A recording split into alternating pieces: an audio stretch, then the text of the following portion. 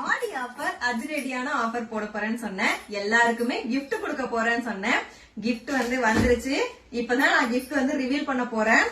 இந்த பேக்கிங் பார்க்கும் போதே உங்களுக்கு தெரியும், நல்ல சேஃப்டியா வந்திருக்கும் போதே நல்ல ஒரு காஸ்ட்லியான ப்ராடக்ட் தான் வாங்கியிருக்கேன் அப்படின்னு சொல்லிட்டு, உங்களுக்கு gift கொடுக்கறதுனா சும்மா கொடுத்துட முடியுமா? அதுவும் அன்பு மகள் கொடுக்குறாங்கன்னா அதுல ஒரு பேர் இருக்கணும் இல்லையா, அதுவும் யூஸ்ஃபுல்லா இருக்கணும் இல்லையா? பாருங்க, அப்பா செம்ம வெயிட்டுங்க. சில்வர் கிண்ணமா, வெள்ளி கிண்ணமா? எஸ், கண்டுபிடிச்சிட்டீங்க. சீரியஸாவா? ஆமா. ஓ, வெள்ளி காயினா எவ்வளவு நாள் தான் கொடுத்துட்டு இருக்கிறது? வெள்ளி கிண்ணம் கொடுத்துடலாம்ல. வெள்ளி காயினா கொடுத்தோம்னா அதை சேர்த்து வச்சு அதுக்கப்புறமா தான் போயிட்டு அதை நம்ம கொடுத்து ஜுவல் ஏதாவது வாங்குவோம். ஆனா இந்த மாதிரி அழகா ஒரு வெள்ளி கிண்ணம் கொடுத்தோம் அப்படின்னா அழகா இருக்கு. பிடிச்சிருக்கா? Nice one. கஸ்டமர்ஸ் எல்லாம் பிடிக்குமா? கண்டிப்பா, நாங்களே எக்ஸ்பெக்ட் பண்ணது.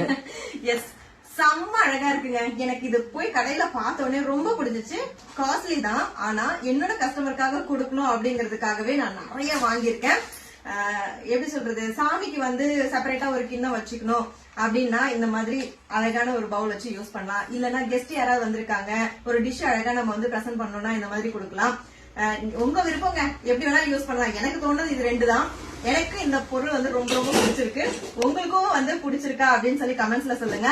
இது யாருக்கெல்லாம் நான் கிஃப்டா கொடுக்க போறேன்னு கெஸ் பண்ணிருந்தீங்கன்னா கமெண்ட்ஸ்ல சொல்லுங்க. என்ன ஆஃபர் போட போறோம், யாருக்கு கிஃப்ட் கொடுக்க போறேன் அப்படின்னு சொல்லி கமெண்ட்ஸ்ல சொல்லுங்க. ஸ்கிரீன்ல வாட்ஸ்அப் நம்பர் கொடுத்திருக்கேன், நோட் பண்ணி வச்சுக்கோங்க. சீக்கிரமா ஆஃபர் அப்டேட் பண்ணுங்க.